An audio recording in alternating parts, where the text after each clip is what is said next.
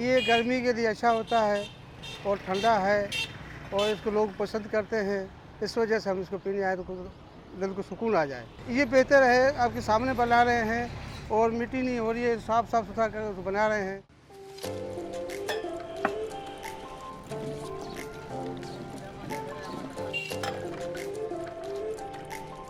ये हमारे सिंध के फार्मूला है, बड़ा अच्छा है।